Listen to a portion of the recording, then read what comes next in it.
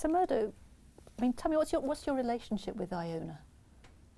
A visitor, basically, I suppose. I've been going for so many years, since 1957, on a regular basis. I mean, sometimes more than once a year, depending on what was on.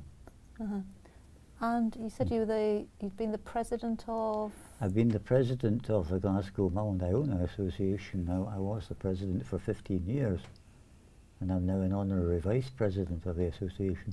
And that's something that's based in? It's based in Glasgow. Based in Glasgow, yes. yeah. So, what's that saying about your relationship to Iona? Why did you end up in that position?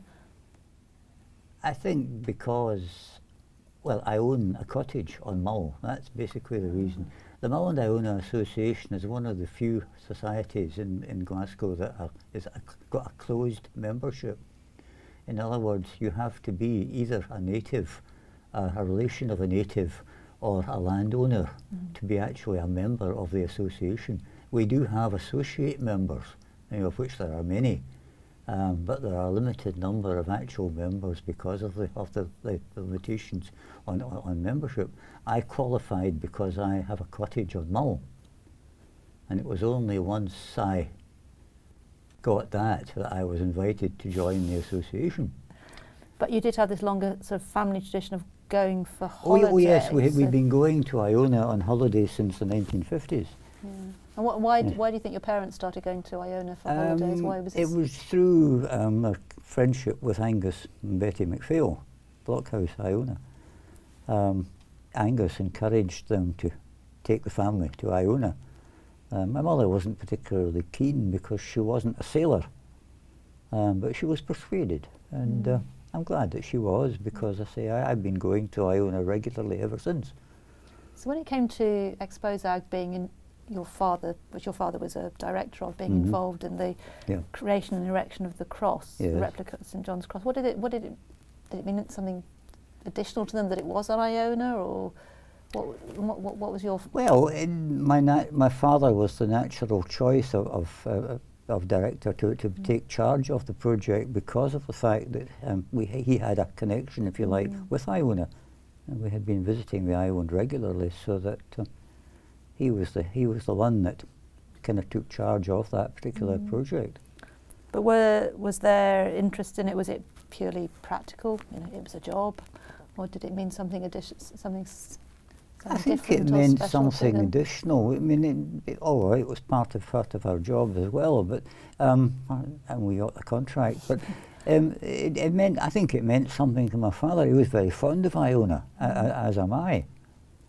Yeah, and what did he think about the cross and the project after it had been completed?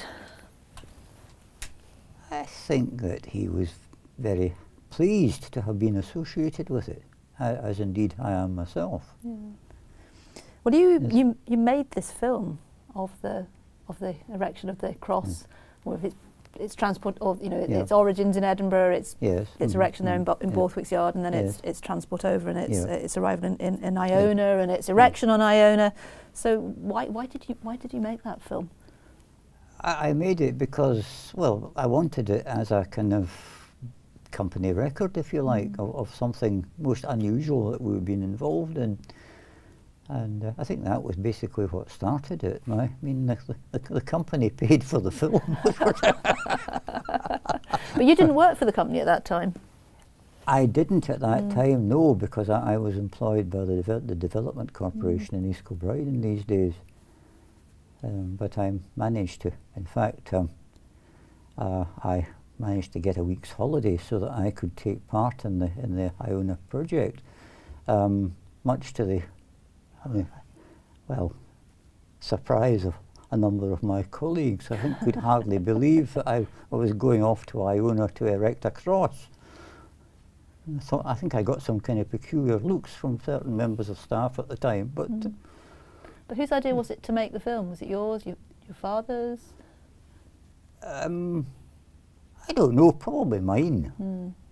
Because I was keen. I've always been keen on photography. I've taken a tremendous number of colour slides over the years, and I was given a cine camera for my 21st birthday, which wasn't yesterday, and one of the sort of things that I decided to do with it, the first thing I did right away was to do a film of the centenary celebrations for the Mull and Iona Association, which happened to be just about a week after I got the camera. And so I was still learning how to work the camera at that stage. But I thought there would be an excellent opportunity to make a film for the company's records, I suppose, as much as for anything else. So that's why the St John's Cross thing was done. So who's actually seen the film? Apart from members of staff, John Scott and one or two others, including the men, of course, who were involved in it. Not very many other people have actually seen it. So was it shown at a staff evening or something? When you say that members of staff had seen it, how did they? That's right, yes. And what about the members of staff who were actually, your father had selected 3 men to come over and help with the erection of it? Well, so we had an evening in the house, and we entertained them with the film, and they were very impressed. Yeah. As I recall, yes, I think Jock Logan especially. He was the most kind of vocal of them all. The other two were a bit more reserved, I think you'd say, in their comments. But Jock Logan was very outspoken. Is Jock the man who in the film we see? The big man. The big man. He's obviously a bit of a joker. He's a bit of a sense of humour. I think we see some evidence of that. Yeah. I was always calling on me to take a footy, take a footy, and so on. Yeah. I mean, presumably for everybody involved, working with concrete was sort of part of their daily experience. Yes. And I guess in a sense Remo Tognetti was a concrete finisher, you see. Ah, okay. But I suppose I was going to ask, to what extent was this project different and special from the things that they would normally make with concrete? What? Well, they were normally involved in structural work of one kind or another. We did a lot of big bridge building in these days. In the 1970s, we were involved in Livingston, Newtown, East Kilbride, Newtown, places like that. We did a fair amount of work, a fair amount of structural work at that time. Yeah, so it's an unusual, the sort of scale of it and the nature of the actual thing that's being built. Yeah. What about it? We were a different kind of organisation in these days from what we are now, of course. We were very much bigger in these days. We were large, quite a large staff and a much larger turnover and so on and so forth. We were very much involved in all sorts of things. We had sites all throughout central Scotland and beyond at that time, especially. There was a tremendous amount of construction activity going on in the 1970s, early 80s, till it all just suddenly came to a kind of almost dramatic stop. So this is quite a diversion in a way from these big projects to go and work on something. Yes, in a way it was, yes, it was, yeah. I mean, obviously it's a cross. I mean, did its religious symbolism have any significance to the people involved that you're aware of? I don't think in Jock's case. Joe Finlay, yes, I think was perhaps a more kind of religious individual. I'm not sure whether he was a Baptist or what he was, but he was something of that nature. Yes, I think he took it much more seriously. I don't know about Remo, not sure about him. Yeah, and I wondered the extent to which it was Iona as opposed to somewhere else making it well, obviously that had some kind of significance for I think for us all too, yes. It's a special place. In what way? Well, I suppose because of its religious significance, St Columba and all that. It's also a lovely place to go to. It's a place I've always been fond of for going to on holiday, and the fact that I have got to know so many of the locals over the years too, of course, has helped. What were the challenges in erecting the replica, and was there anything unusual about this sort of project? Well, I suppose the logistics, for a start. The fact that we had to rely on the Glenlight Shipping Company, for example, to take the cross and all the paraphernalia we had to take with us. That was quite an organisational problem in its day. I wasn't directly associated with it, of course. No, you're also the observer. Yes, well, that's right. Yes, I was an observer, but kind of late on, if you like, because I wasn't even employed by Murdo MacKenzie Limited at that time. And I say the fact that I had to take a week's holiday caused a wee bit of, raised a few eyebrows in the office, especially when they got to know that I was away to erect a cross. Because they would have thought that was an odd thing to do, or? I presume that's what some of them did, yes. Yes. Yeah. And they didn't know me very well at that time. I had only been with the corporation for a matter of a few months. And to actually ask to take a week's leave at that point, I was maybe stretching it a wee bit, but fortunately my boss agreed. And what did they, they must have, my boss was a kind of religious man himself, I think, in his own way. So I think he perhaps appreciated the significance. Yeah. And obviously once the cross was erected, it actually got a lot of coverage in the media. So did your colleagues pick up on that? Did they get some sense of what you've been involved in? They probably did. They probably did, yes. Yes. It is such an unusual thing. Yes, you talked about it being, for John Scott, the engineer who designed it, that it was. You talked about it being giving him a great sense of achievement. Yes, I think it did. I think John was very proud of it, as we all are, of course. But why would he be so proud of it? I think perhaps its significance, religious significance. I don't know to what extent John would be regarded as being a religious individual. I think he probably was in his own way. But from the engineering perspective, would there be any aspects well, he was a structural engineer, and it was a kind of project that I'm sure he hadn't been involved in something quite like that before either. Yes, it's the fact that it is unique, I think, is the thing that perhaps matters as much as anything else. How often in your lifetime do you get the chance to be associated with something like that? Once, if you're lucky.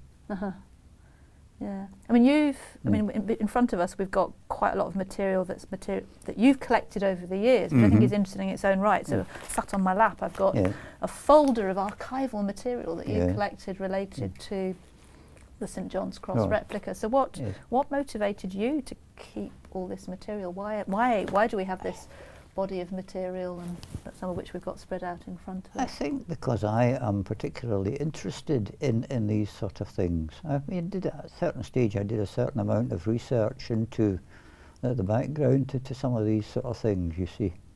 When you say these sorts of things, do you mean I've read a bit about, I'm familiar with the Royal Commission's works on both the volume 4 volume 4, yes, which deals with the island of Iona and, sculptured monuments of Iona and the West Highlands, which is the kind of associated volume. And I suppose I would add to that, of course, A.C. Phillips' little book that you have a copy of. The Fallen Cross. Yes, and that gives a very good account, I think, of the situation up to the time when the cross fell in 1957. Yes, and that's a booklet written by somebody who's a visitor to the island, a regular visitor to the island, who is upset that the cross has fallen, right, correct. And that nothing's apparently being done about it, to deal with it, and it lies on the ground, this fallen cross. And that's where the likes of David Russell comes in, because he was also upset by the fact that nothing was being done about it. Yes, and of course he was instrumental in making this replica actually happen. Yeah. Yes, well, that's right. He obviously had a lot of influence with Harry Cant and presumably with the trustees, and obviously used that. Trustees, yes. Yeah. So he was able to use his influence, I think, to get things underway. Because it was a project organised by the Iona Yes. Cathedral trustees. Yes. So it's fascinating. Let's have a look at some of the material that we've actually got in front of us here. I mean, this is a modern brochure that tourists pick up on the boat as they come over, or in the tourist office, and of course what we've got on it very prominently is it's not just the St John's Cross, that is the replica. So it's nice seeing the way in which this replica has made its way through to the branding of Iona. And of course, if we look at the Historic Scotland as it then was, their guidebook for the site, what appears on the front, of course we've got the replica of the St John's Cross, framed by the abbey behind it. So clearly today it's a very iconic symbol, and it's the replica, interestingly, from our perspective, that is the icon. But looking at this other material that you've... It is the most spectacular of the high crosses, of course, in Scotland anyway. I'm not sure about the Irish ones, but where they come into that. But it certainly is the most spectacular of the Scottish ones. Despite its fragmentary nature? Yes. The Kildalton cross, which I have seen, is kind of, stumpy by comparison. I actually think it's slightly out of proportion. That's my impression, at least, anyway. St Martin's Cross, which has the benefit of being in one piece, and has therefore, I think, survived as a result of that. I believe that there were probably wooden arms on either end of it, but yes, there are slots for attachments. Yes, that's correct. Yes, there are. And St Matthew's Cross we don't know terribly much about, because unfortunately only a fragment of it remains. So that St John's is the outstanding example in Scotland, and I suspect probably in Ireland too. And the argument goes, of course, the ring on the St John's Cross is the earliest example of a ring on a Celtic cross, which is rather nice, isn't it? Although there is the St Oran's Cross, fragments of which still remain, but there's not enough of it to know, I don't think, enough actually about what exactly it would have looked like.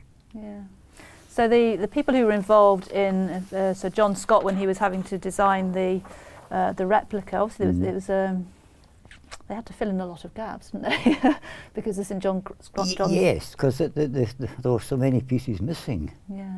And that's where George Mancini came in, of course, because he was able to fashion the missing bits and construct the mould from which the replica could be cast. So by creating a model of what the St John's Cross would originally have looked like in plaster, and then and that in itself is a considerable achievement. I'm always sorry that I never actually met that gentleman.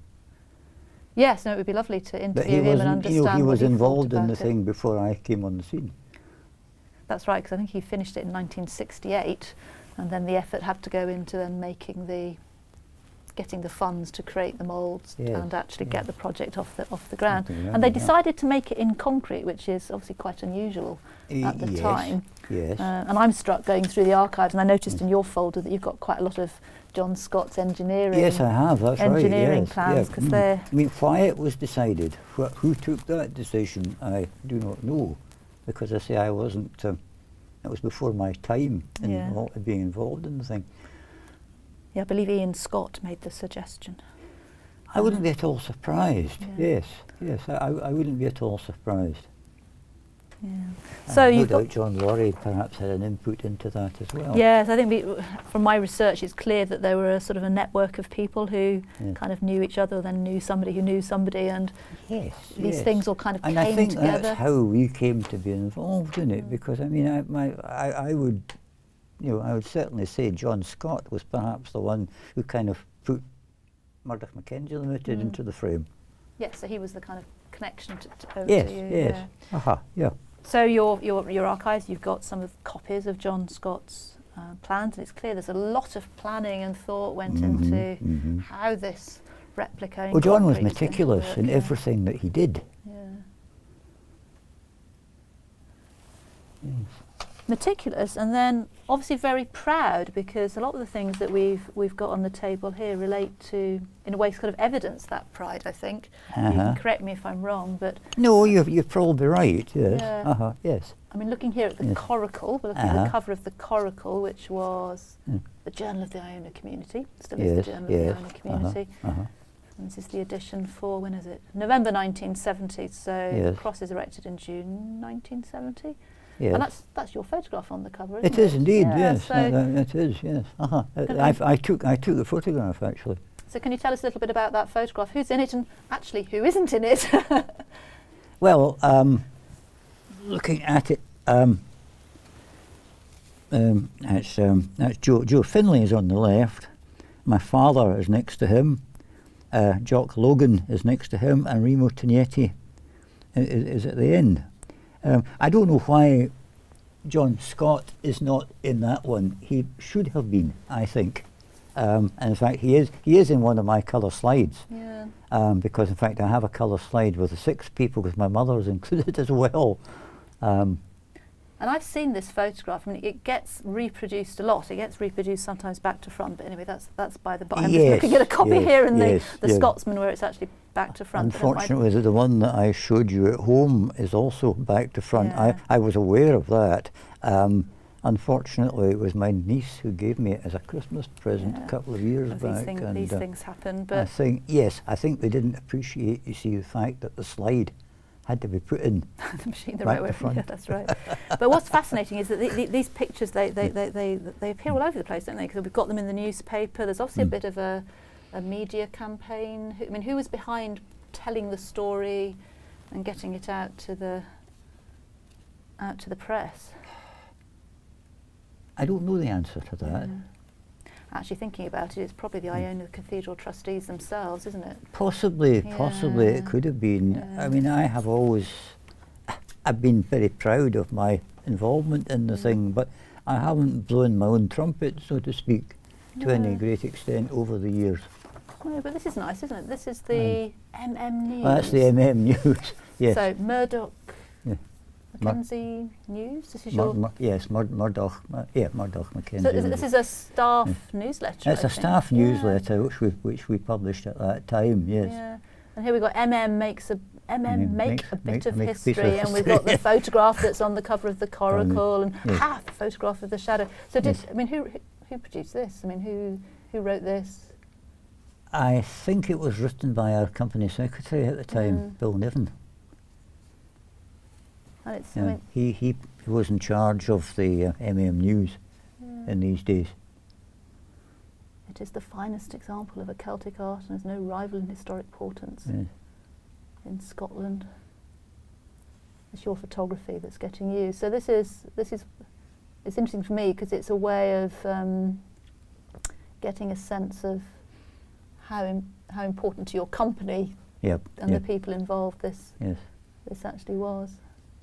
Well, as it said itself, it was making a piece of history, and that had a considerable significance, I think, as far as we all were concerned. Yeah. The erection was completed without any serious hitch, and the successful completion of each stage greeted by shouts of "Take a photy! Take a photy!" That's Jock Logan. Right. Oh, so he was wanting to be photographed, was he? Well, yes, I think he did. Yes, I think John was a lot. Jock Logan was all.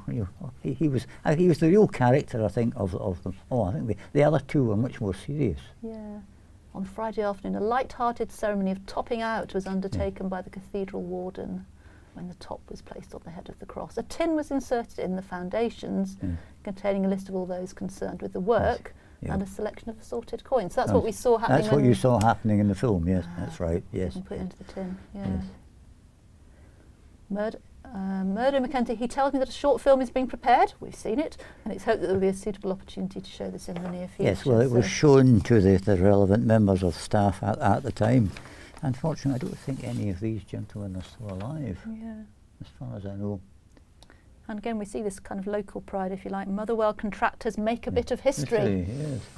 And the Motherwell Times, June the 26th. Yes, 1970, yes, yeah. But going back to John Scott, he was clearly very proud of it, wasn't he? Yes, because, he was, yes. Well, I infer that from the way that he I think it's him, isn't it, rather than anybody else, who enters the Cross for various Concrete Society Correct. awards. Yes, yes. Yeah, and in fact the Cross wins several awards, which is interesting. So the first one is in 1971 for works undertaken in 1917. It gets a judge's mention from the Concrete Society. But this is much more recent, and I think, I don't know, you brought this along today. You took this from... Well, that hangs up in my office. Normally. You've brought it here for the day. So yes, I gave it an outing for the day. Yes. So this was an award in 2000, 2001, Certificate of Excellence, Mature Structures category. Yes, yes, of Concrete Society Awards that year. For outstanding merit in the use of concrete. So John Scott was instrumental in putting that together. Yes. Yeah, so that's 40. No, I've lost my maths is hopeless. No, that's 30 years after the erection of the cross. He was still putting it forward for for awards. John died in 2011, if I remember rightly. Yeah. So why was he still putting this? 30 years on, he was still putting the cross forward for awards. Well, that was what's the date on that? 2000. 2001. 2001, yes. But John was very active in lots of things. He spent a fair number of years, mind you, out in Zambia. Why, I don't know, but I never quite understood that one. But when he left the Scottish Special Housing Association, he went out to Zambia for a few years. Obviously felt the urge to do something, but I don't know. It's always struck me as being a rather strange thing for him to do. Anyway.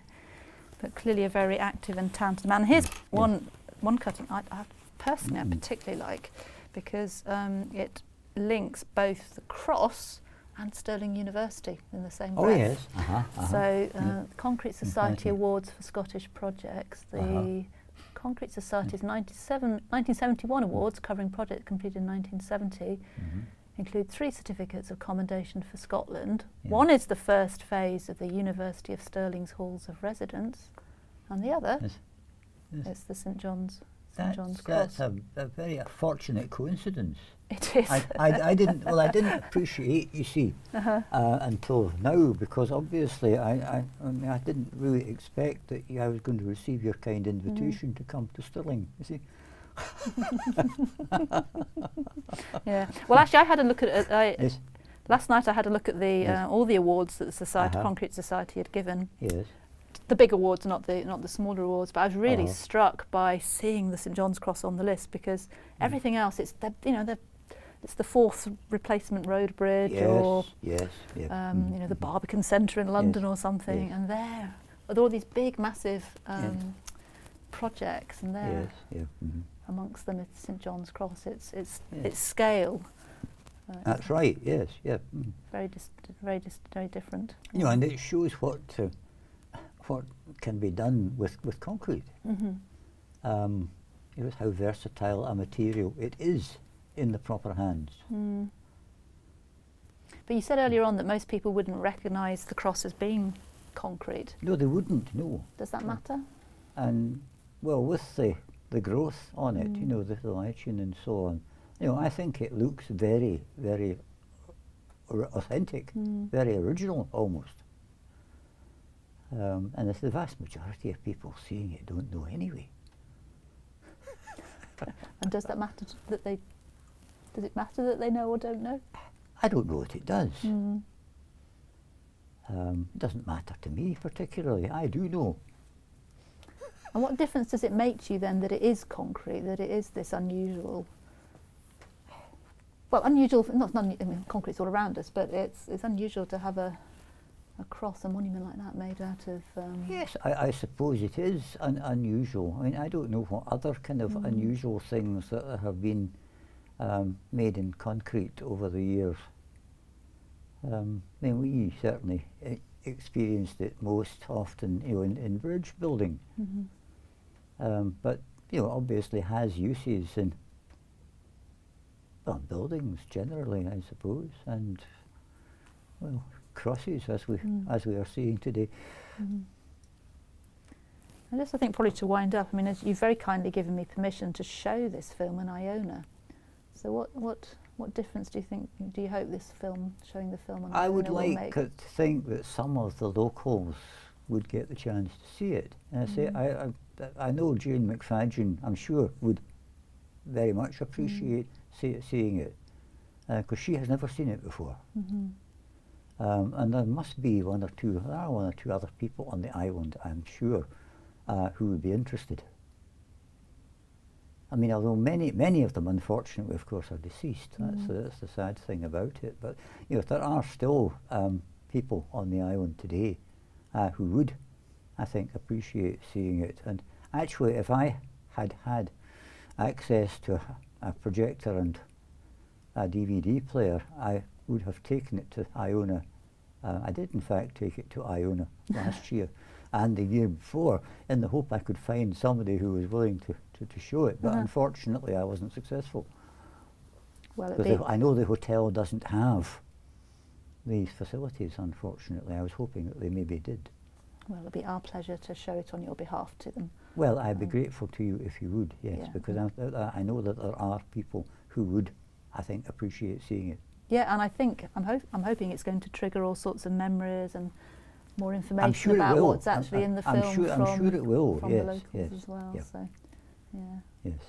Okay. Well, thank you very much. That's been. I can think of a number of people on Iona who I think would be very interested to see it. Thank you, Murdo.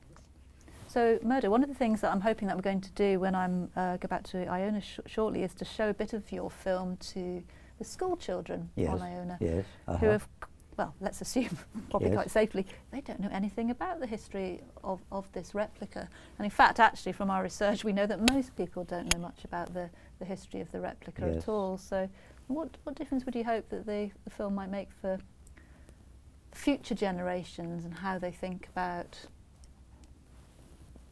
the replica, this cross, this achievement that your father and other people that you knew were involved with?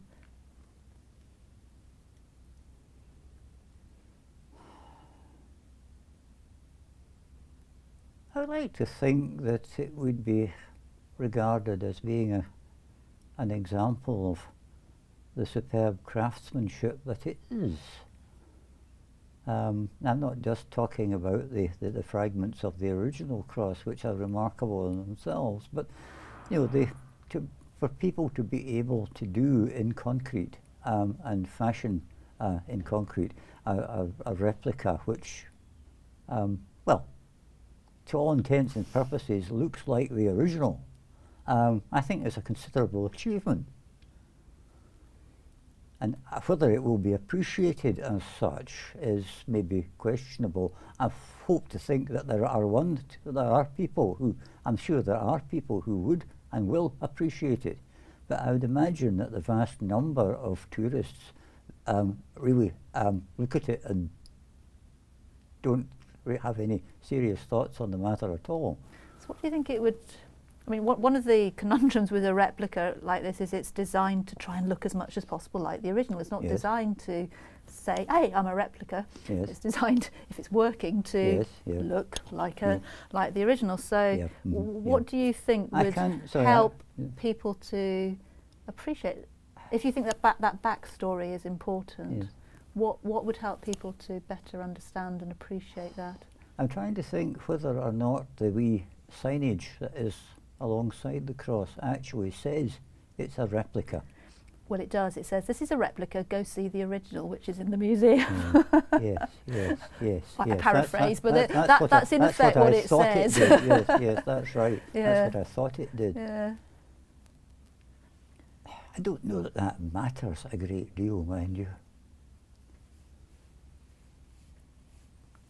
But it's interesting, isn't it? Because all this craft that you're aware of, that I'm aware of because I've done research on it and I've seen your film, the majority of people wouldn't have any sense of just how much skill, effort, thought, love, whatever went into that creating.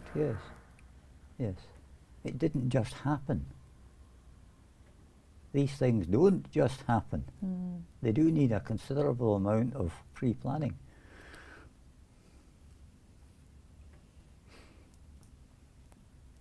But whether it will be appreciated in that light by present and future generations, I honestly couldn't say. And what do you think people like John Scott, or indeed your father, would think now of the present interest in the replica? Well, I think they'll be very proud. Very proud to have been associated with it. As I said already, it's not every day that you get the chance to be actually involved in making a piece of history.